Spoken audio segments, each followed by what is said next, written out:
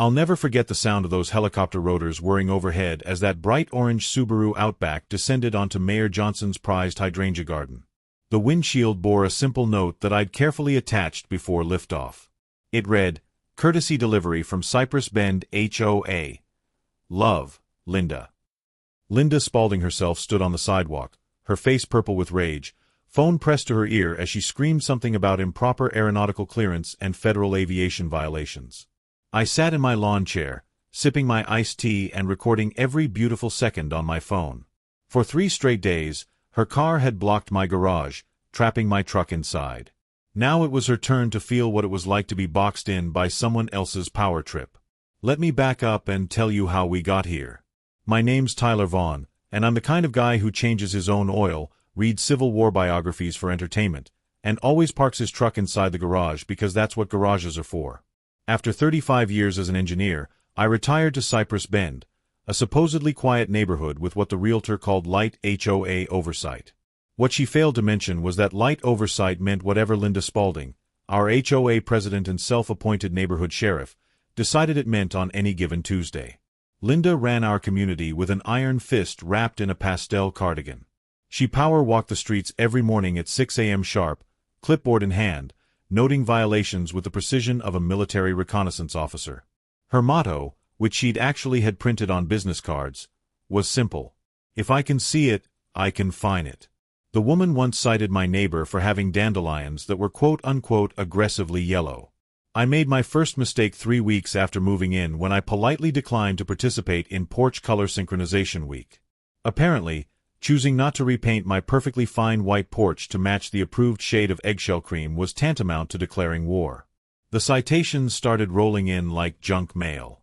First, she dinged me for garage door aesthetics, claiming my standard aluminum door looked too mechanical for our botanical-themed street. Then came a formal warning about my bird feeders being too aggressive in attracting wildlife. I'm still not sure how a bird feeder can be aggressive, but Linda found a way to make it sound like I was running an unauthorized aviary. I ignored every single notice, tossing them straight into the recycling bin where they belonged. Linda didn't appreciate being ignored. One morning, I woke up to find her bright orange Subaru Outback parked directly in front of my garage, positioned so perfectly that I couldn't even squeeze a bicycle past it. When I knocked on her door, she answered with that fake smile that could freeze hell over. She said sweetly that she was just parking there temporarily while the community herb fair preparations were underway. She assured me it shouldn't be more than a few days, maybe a week at most. I explained calmly that I needed access to my garage for my workshop and my truck.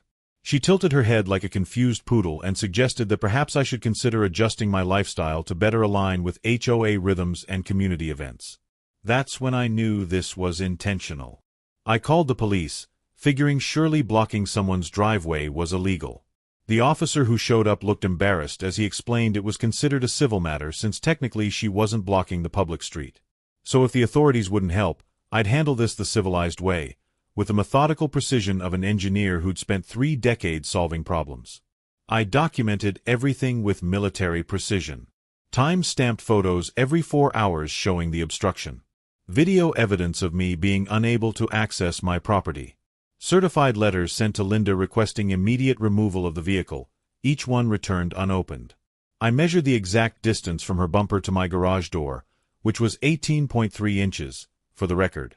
On day 2, I filed a formal notice of abandoned vehicle obstruction under easement violation with both the HOA board and the city clerk's office. I gave 24 hours written notice via certified mail, email, and a printed notice taped to her windshield. While Linda continued to ignore my requests, claiming at the HOA meeting that she had every right to utilize common area parking as she saw fit, I made a few phone calls of my own.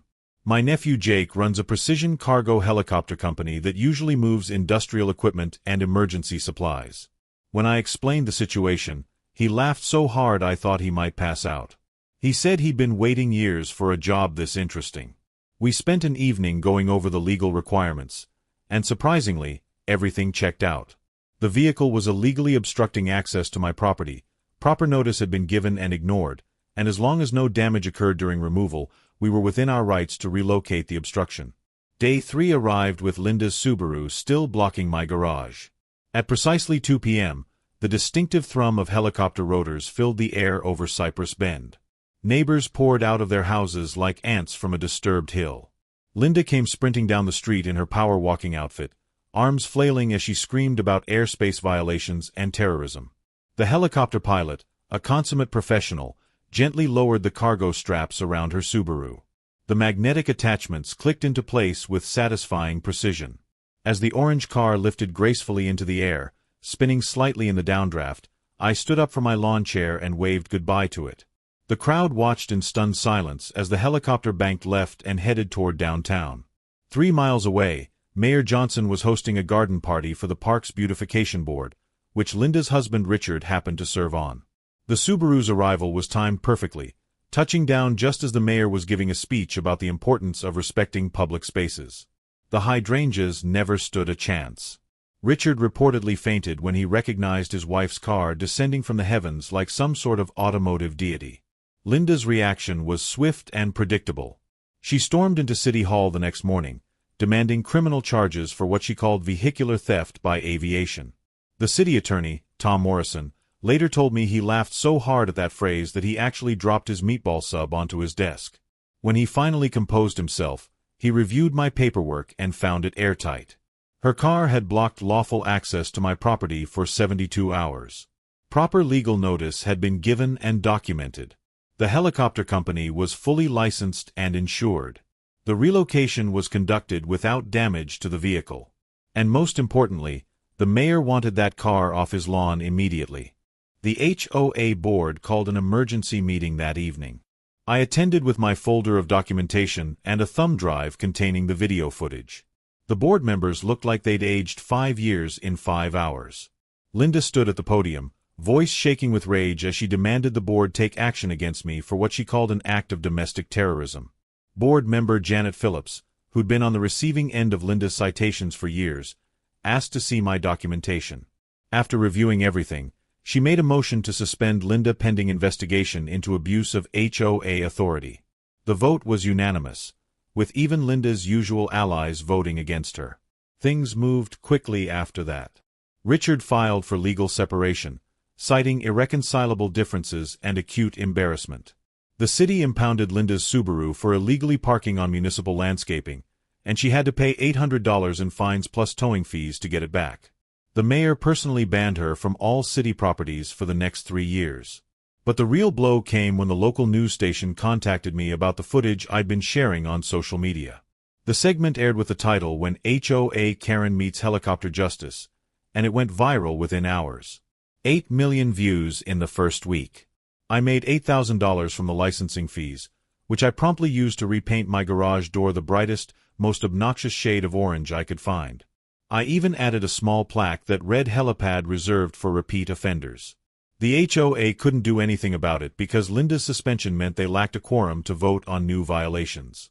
Linda tried to fight back through the courts, filing a civil suit for emotional distress and property theft.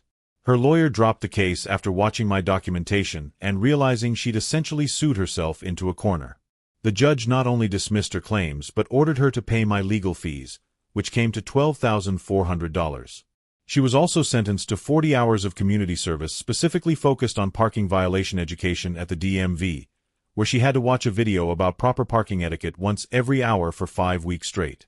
The HOA board made their final decision 6 weeks after the helicopter incident.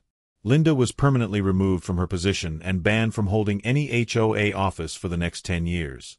She stood up at the meeting when they announced it, her face cycling through every shade of red humanly possible. She opened her mouth to speak, but no words came out, just a sort of strangled squawk before she grabbed her purse and stormed out, slamming the door so hard that the exit sign fell off and hit her in the back of the head.